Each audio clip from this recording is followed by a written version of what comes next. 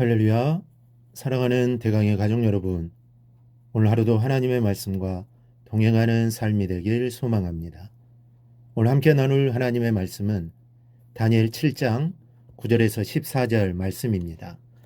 내가 보니 왕자가 놓이고 옛적부터 항상 계신 이가 자정하셨는데 그의 옷은 희기가 눈 같고 그의 머리털은 깨끗한 양의 털 같고 그의 보좌는 불꽃이요 그의 바퀴는 타오르는 불이며 불이 강처럼 흘러 그의 앞에서 나오며 그를 섬기는 자는 천천히요 그 앞에서 모셔선 자는 만만이며 심판을 베푸시는 책들이 펴 놓였더라.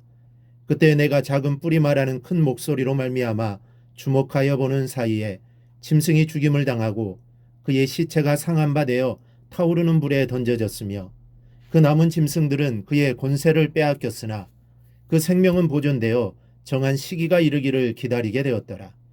내가 또 밤 한상 중에 보니 인자 같은 이가 하늘구름을 타고 와서 옛적부터 항상 계신 이에게 나아가 그 앞으로 인도되매 그에게 권세와 영광과 나라를 주고 모든 백성과 나라들과 다른 언어를 말하는 모든 자들이 그를 섬기게 하였으니 그의 권세는 소멸되지 아니하는 영원한 권세요 그의 나라는 멸망하지 아니할 것이니라. 아멘. 지금까지는 세계의 역사를 주도했던 네 제국에 대한 예언의 말씀이었습니다.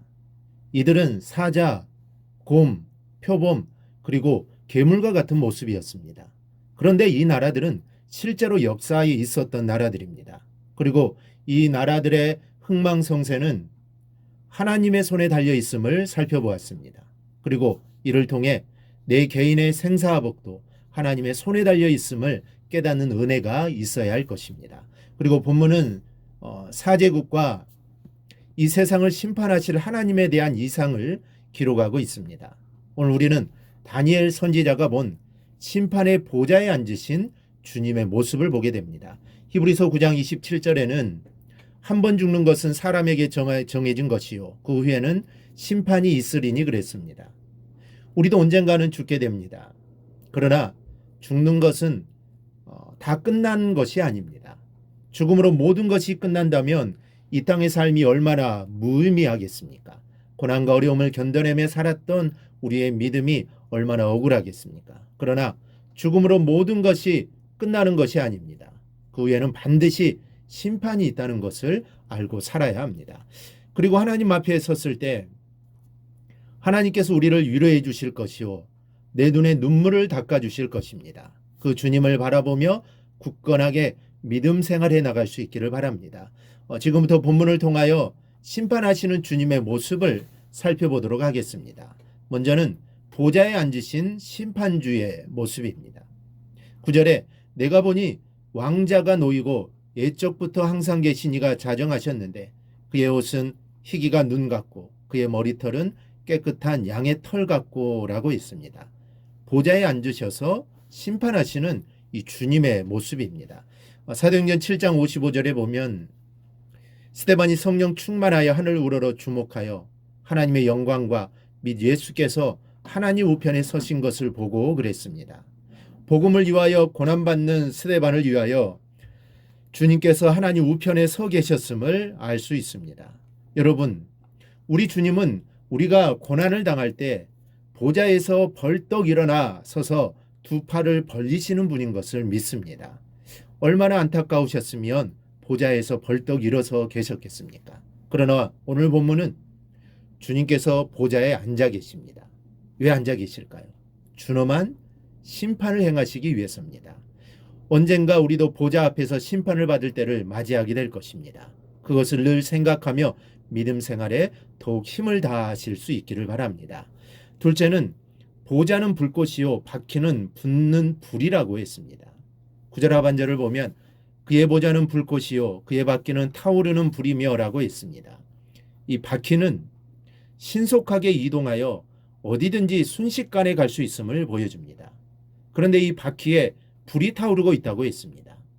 이는 하나님의 심판이 신속하게 세상에 임할 것을 보여줍니다. 10절을 보면 불이 강처럼 흘러 그의 앞에서 나왔다고 했습니다. 마치 불길이 강물처럼 흘러나왔다고 하니 그 심판의 위험이 얼마나 두려운 것인지를 잘 말해줍니다. 11절에는 다니엘이 보았던 네 번째 짐승이 불로 심판을 받는 것을 기록하고 있습니다. 로마 제국이 거대한 소리로 하나님을 대적하더니 끝내는 심판을 받아 불 속으로 던져짐을 받게 된다는 것입니다. 이 얼마나 두려운 하나님의 모습입니까? 그러나 걱정할 필요가 없습니다. 우리는 믿음으로 주님의 자녀가 된 사람들입니다. 십자가의 은혜로 거룩한 백성이 되었습니다. 따라서 우리는 심판의 자녀가 아니라 하늘의 영광과 상급을 누리는 자녀인 것을 믿습니다. 이러한 믿음이 우리 안에 있어야 합니다. 이것은 하나님이 우리에게 내려주신 이 특권이기 때문입니다. 세 번째로 책이 펼쳐져 있었다고 했습니다. 10절 보면 심판을 베푸는데 책들이 펴놓였더라 그랬습니다. 이 책은 심판의 책, 곧 인간의 행실을 기록한 책입니다. 요한계시록 20장을 보면 하나님의 심판 법정에는 여러 책들이 펴 있었습니다. 그리고 그 책들 가운데는 생명책도 있었습니다.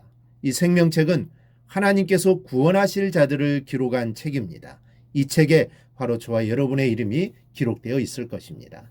그에 반해 다른 여타의 책들은 최후 심판의 근거로 삼기 위하여 하나님께서 사람들의 행위를 일일이 기록한 책으로서 심판의 책이자 행위의 책입니다.